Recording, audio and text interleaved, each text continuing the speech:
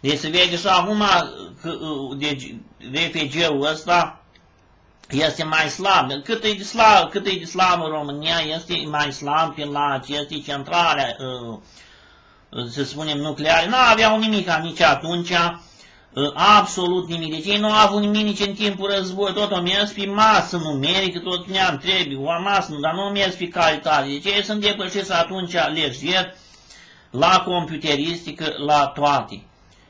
În mare se vedeau că veneau și furau de la români, după asta chiar japonezii cu imperiul lor tenebros acolo furau de aici. Deci când au venit împăratul Akihito, aici și lumea sperea să facă o îmbinare a României spre Japonia, el a venit că nu trebuie să facă deloc calculatoare, nu trebuie să continui studiul, deci cam ăsta e Akihito, cine era atunci împăratul, negativ, deci un om negativ complet pentru România.